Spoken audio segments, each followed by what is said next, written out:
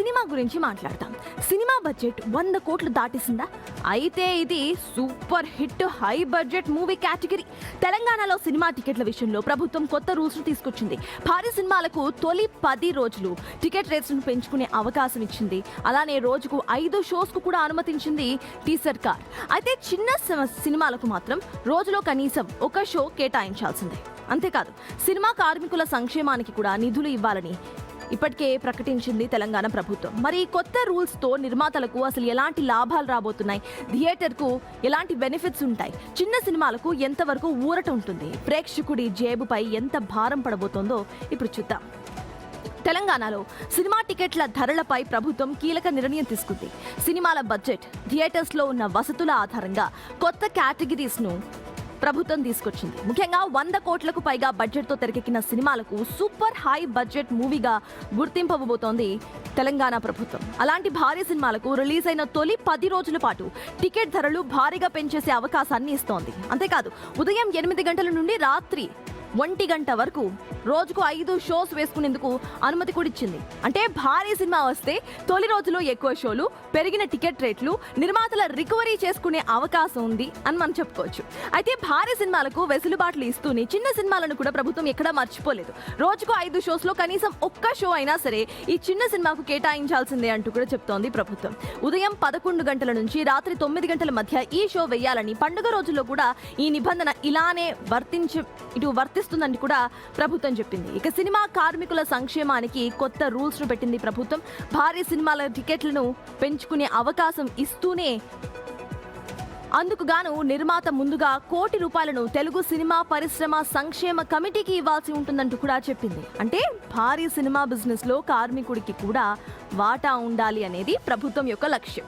థియేటర్ల విషయంలోనూ కొత్త కేటగిరీస్ రాబోతున్నాయి. 2K, 4K projection, digital sound system, quality seating వంటి మల్టీప్లెక్స్ స్థాయి వసతులు ఉన్న సింగిల్ స్క్రీన్ థియేటర్స్ ను స్పెషల్ థియేటర్స్ గా గుర్తించబోతోంది ప్రభుత్వం. మొత్తంగా చూస్తే భారీ సినిమాకు టికెట్ రేట్ పెంచుకునే అవకాశం ఇస్తూనే థియేటర్లకు ఎక్కువ షోలు, కార్మికులకు సంక్షేమ నిధి, అలానే చిన్న సినిమాకు కనీసం 1 షో, ఇలా ఇండస్ట్రీలోని వేరు వర్గాలకు ప్రభుత్వం వెసులుబాట్లు కల్పిస్తూ వస్తోంది. కానీ ఈ మొత్తం వ్యవస్థలో ప్రేక్షకుడి పరిస్థితి ఏంటి? టికెట్ రేట్ పెరిగిపోతే ఆ భారం చివరికి ప్రేక్షకుడి జేబు పైనే కదా పడుతుంది అనేది ఇప్పుడు అసలు ప్రశ్న. ఎందుకంటే సినిమాల బడ్జెట్లు భారీగా పెరుగుతుంది కేవలం సెట్ల వల్ల మాత్రమే కాదు, ఇక్కడ హీరోయిన్ల డిమాండ్స్ వల్ల, వాళ్ళకి పెడుతున్న ఆ 5 స్టార్ హోటల్స్ అండ్ వేరుగా ఫ్లైట్ టికెట్స్ ఇవన్నీ కూడా మళ్ళీ ఇదే సినిమా బడ్జెట్లోకి వస్తాయి. కాబట్టి ఆ సినిమా బడ్జెట్ భారం ఈరోజు ప్రజలు మోయాల్సిన పరిస్థితి కనిపిస్తోంది. సో సినిమా అనేది తెలుగు ప్రేక్షకుడికి ఒక ఎంటర్టైన్మెంట్. మరి ఇంత భారీ రేట్లు పెట్టి సినిమాను ప్రేక్షకులు చూడరా అనే డౌట్స్ కూడా మరి ఈ రోజు వినిపిస్తున్నాయి. ఇది ఒక పెద్ద డిబేట్ అని కూడా చెప్పొచ్చు. మరి ప్రేక్షకుడికి ఊరటనిచ్చే ఈ అంశం ఎలా ఉండబోతోంది? పెరిగిన టికెట్ ధరలు భారీగా ఉండబోతున్నాయా, లేకపోతే ప్రేక్షకుడు చక్కగా సినిమాను ఎంజాయ్ చేసే విధంగా ఉండబోతున్నాయా? మరి ఆ రేట్స్ డిసైడ్ అయిన తర్వాత చూడాల్సిందే. ఇక ఇప్పుడు ఈ ఒక్క రోజు స్మార్ట్ ఫోన్ గురించి మనం ప్రతిరోజు కూడా మాట్లాడుకుంటూనే ఉన్నాము. సో ఈ రోజు కూడా అదే స్మార్ట్ ఫోన్ గురించి మాట్లాడదాం. జెన్ జీ అయినా సరే, జెన్ ఆల్ఫా అయినా సరే, అంతకు ముందున్న ఏ జనరేషన్ అయినా సరే స్మార్ట్ ఫోన్ ఖచ్చితంగా ఉండాల్సిందే. చేతిలో స్మార్ట్ ఫోన్ లేకపోతే రోజు గడవదు.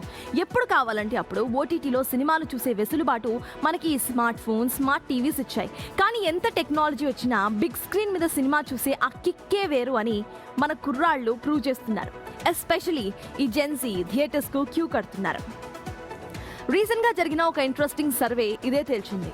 లాస్ట్ 1 yearలో థియేటర్కు వెళ్ళి బిగ్ స్క్రీన్ పై కనీసం 1 సినిమా అయినా చూసిన వారిలో జెన్ జీ ఏకంగా 87% ఉన్నారంటే అర్థం కావడం లేదా మనోళ్ళు థియేటర్స్కి వెళ్ళడానికి ఎంత ఇంట్రెస్టెడ్గా ఉన్నారో? దీన్ని బట్టి ఇంకో విషయం కూడా మనం చెప్పుకోవచ్చు. వాళ్ళు సినిమాను కేవలం 2-3 గంటల ఎంటర్టైన్మెంట్గా మాత్రమే చూడటం లేదు. ఫ్రెండ్స్తో కలిసి టైం స్పెండ్ చేయడానికి, ఆ వైబ్ను ఎంజాయ్ చేయడానికి థియేటర్స్ను ఒక సోషల్ డెస్టినేషన్ స్పాట్గా మార్చుకుంటున్నారు. సరికొత్త అనుభూతులను, మెమరీస్ను కలెక్ట్ చేసుకోవడానికి థియేటర్ ఎక్స్పీరియన్స్కు అంతలా ఇంపార్టెన్స్ ఇస్తున్నారు ఈ సర్వే తేల్చేసింది.